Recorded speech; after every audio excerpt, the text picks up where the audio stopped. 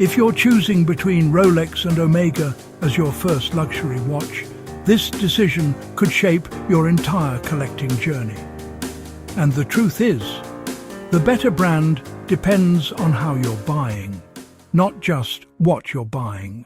If you're choosing between Rolex and Omega as your first luxury watch, this decision could shape your entire collecting journey. And the truth is, the better brand depends on how you're buying, not just what you're buying. Welcome back to LuxePulse, where we break down luxury watches without the hype, pressure, or confusion.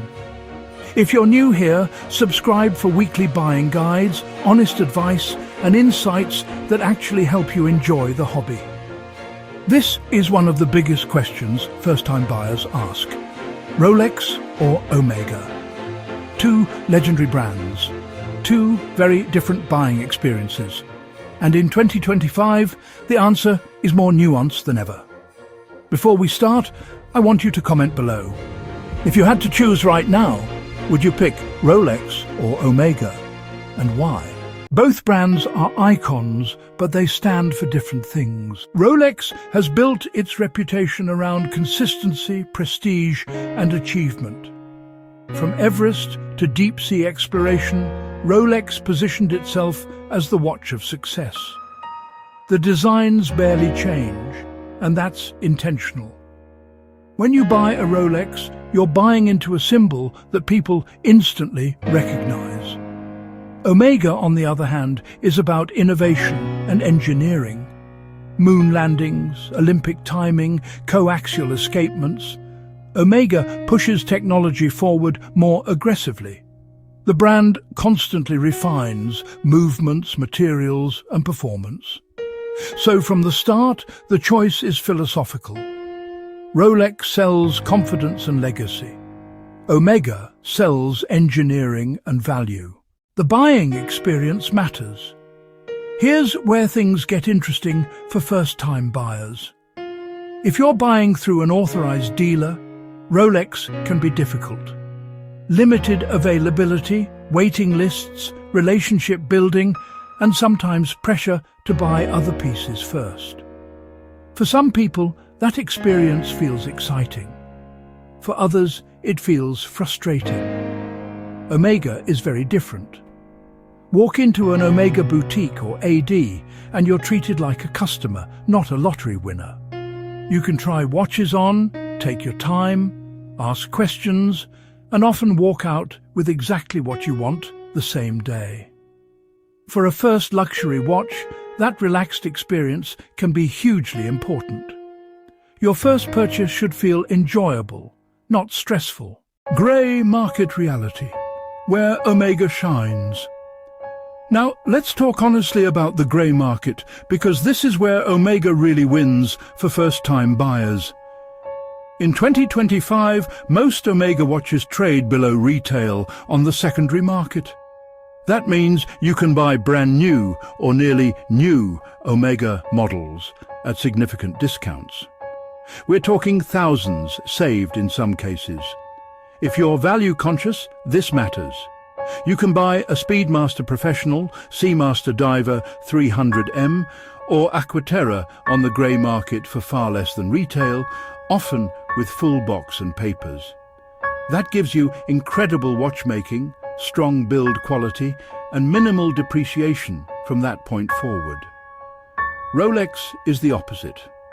Grey market prices fluctuate. Some models still carry premiums, others don't.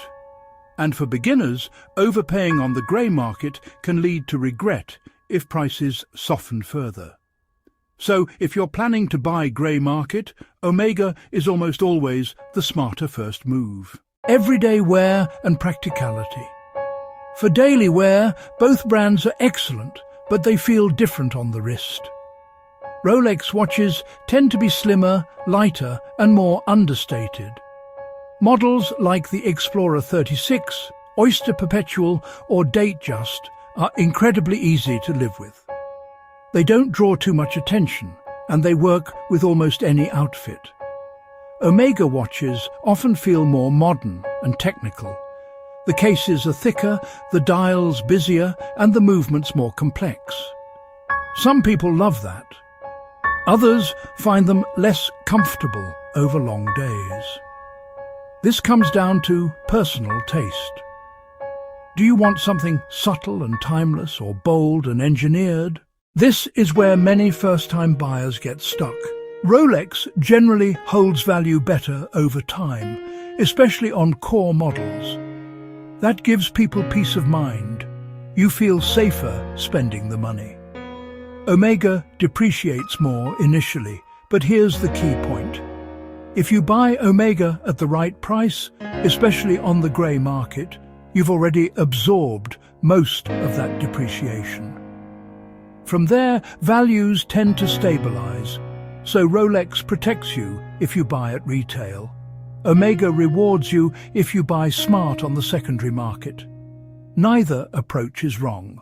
They're just different. So let's simplify this. If you want brand recognition, long-term value retention, and understated luxury, Rolex is the better first luxury watch. Models like the Explorer, Datejust, or Oyster Perpetual are safe, versatile, and timeless. If you want maximum value, cutting-edge movements, and a stress-free buying experience, Omega is the better first luxury watch. Especially if you're buying on the grey market and want the most watch for your money. The mistake beginners make is thinking there's a universal answer. There isn't. The best first luxury watch is the one that fits how you're buying and why you're buying. Rolex and Omega are both incredible brands. Neither choice is wrong. What matters is understanding the trade-offs and choosing the path that suits your priorities. Now, I want to hear from you. If you were buying your first luxury watch today, would you choose Rolex or Omega? And would you buy from an authorized dealer or the grey market? Drop your answer in the comments. I read every one. And if this guide helped you, subscribe to LuxePulse for weekly luxury watch buying advice, beginner guides, and honest insights that make collecting enjoyable. Your first luxury watch should feel exciting, not overwhelming.